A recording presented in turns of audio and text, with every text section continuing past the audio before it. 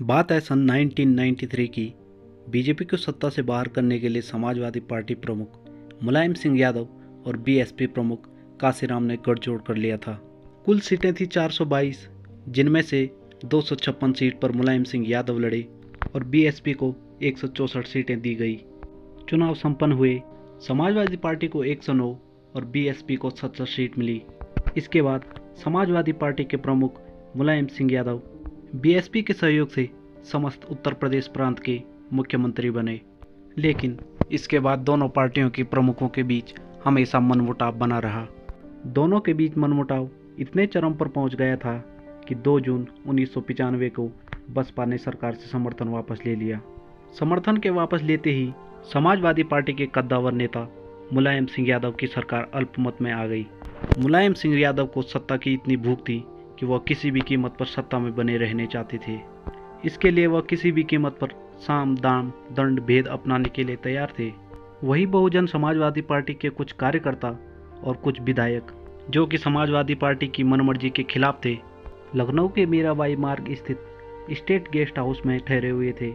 इसी guest house के कमरा नंबर 1 में मायावती भी ठहरी हुई थी।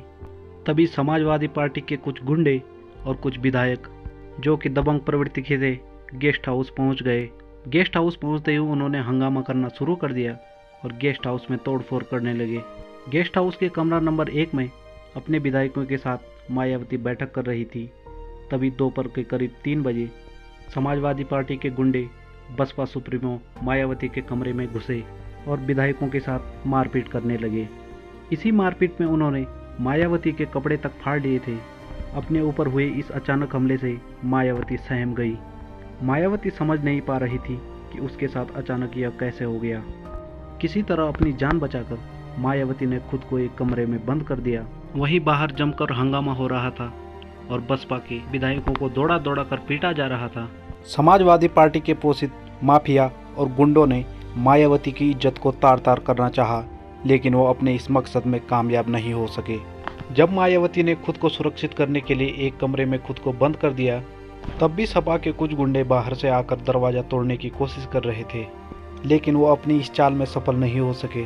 इस विकट परिस्थिति में मायावती के लिए ब्रह्मदत्त द्विवेदी, जो कि भाजपा के एमएलए थे, साथ ही संघ के भी सदस्य थे, अपनी जान पर खेलकर उन उग्र लोगों के बीच जाते हैं और मायावती को बचाकर वहां से बाहर लाते हैं।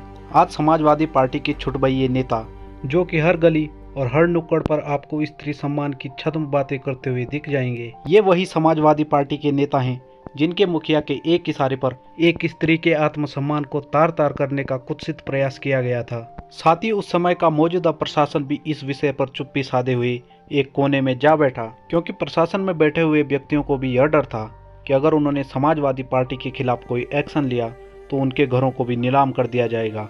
आज समाजवादी पार्टी के नेता आपको हर समय संविधान का रोना रोते हुए नजर आ जाएंगे, लेकिन इन लोगों के आंसू तब सूख गए थे जब एक स्त्री के ऊपर इन्हीं के शासन में अत्याचार किया गया था। उत्तर प्रदेश की सियासत में यही वह 2 जून का दिन था जिसके बाद मायावती ने कभी साड़ी नहीं पहनी। अब इसके पीछे क्या राज है वह तो मायावती ही जाने। लेकिन हमें आज अफसोस इस बात का होता है कि जिस समाजवादी पार्टी के नेताओं ने मायावती की इज्जत लूटने की कोशिश की, आज वही मायावती उसी पार्टी के लोगों को समर्थन देती नजर आती है। आखिर समर्थन देने से पहले मायावती को अपने जीवन के उस काले दिन को याद करना चाहिए जब समाजवादी पार्टी के नेताओं ने उनके जीवन के साथ खिलवाड़ किया था। उम्मीद है आपको यह किस्सा जरूर पसंद आया होगा। अगर किस्सा पसंद आया हो तो इसे लाइक, शेयर और सब्सक्राइब जरूर करें और हमारे यूट्यूब चैनल भारत स्टोरी को जरूर सब्सक्राइब करें।